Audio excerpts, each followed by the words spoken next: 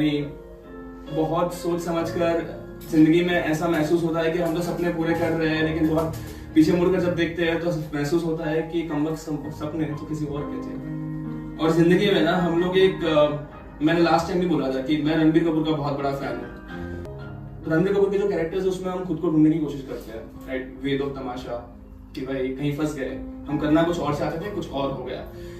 तो उसमें एक कविता लिखी थी मैंने, और कविता है कि मैं आजाद हूँ, हाँ मैं आजाद हूँ, मैं आजाद हूँ उस परिंदे की तरह जिसकी बंदिशें पिंजरे पे आकर रुक जाती है। मैं उड़ना तो चाहता हूँ, मैं उड़ना तो चाहता हूँ, पर बंदिशें हर वक्त जमाना तय करती है। हाँ मैं आजाद हूँ।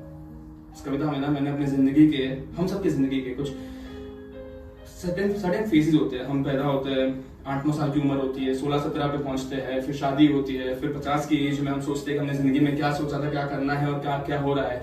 70 के हो जाते हैं और एक दिन आता है जब हम ईश्वर के पास चले जाते हैं, भगवान के पास चले जाते हैं। तो हाँ मैं आजाद हूँ, हाँ मैं आजाद हूँ उस परिंदे की तरह जिसकी बंदिशें पिंजरे पे आके रुक जाती है।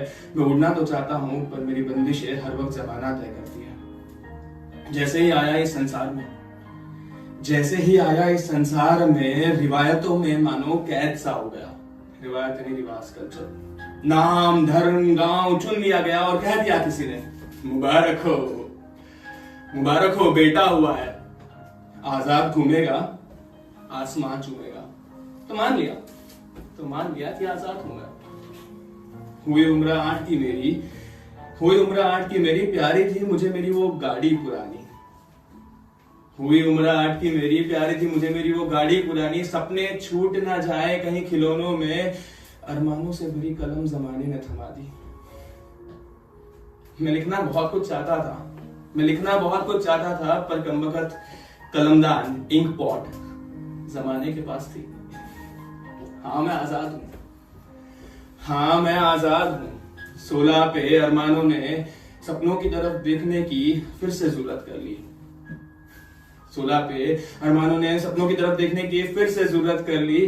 सोचा अब तो कुछ करूंगा, अब तो कुछ करूंगा खुद की।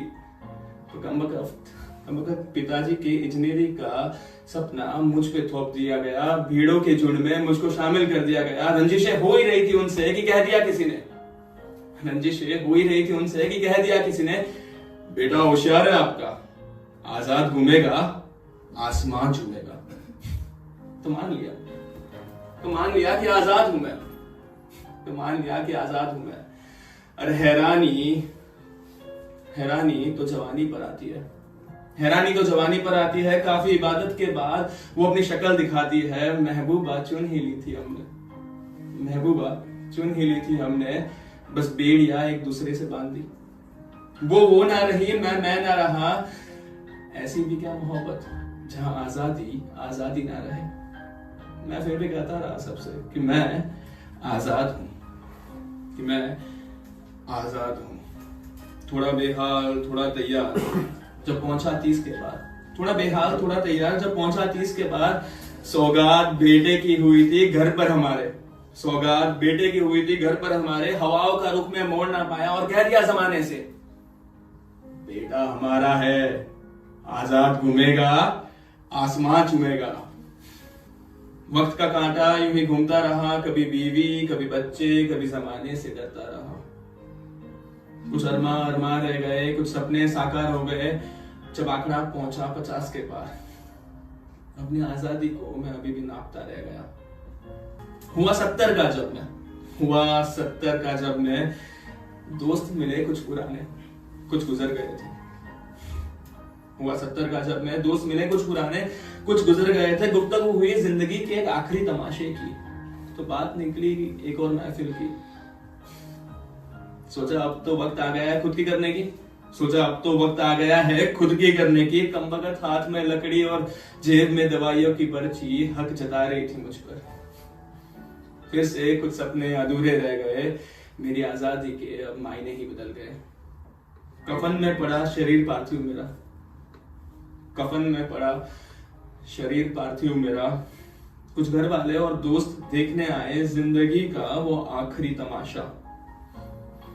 आजादी मिल ही रही थी मुझे, आजादी मिल ही रही थी मुझे कि कह दिया किसी ने, शुद्ध घी और चंदन की लकड़ी से जलाना, जिंदगी के चक्कर से आजाद हो जाएगा, मोक्ष मिलेगा। साला खुद के ही जनाजे में खुद के ही पार्थिव शरीर को देखकर मैं हंसता रह गया और सोचा कि आजाद तो था मैं, आजाद तो था मैं, बस मेरी जिंदगी की बंदिशें हर वक्त जमाना तय कर रही थी। मेरी जिंदगी की बंदिशें हर वक्त जमाना तय कर रही थी। शुक्रिया।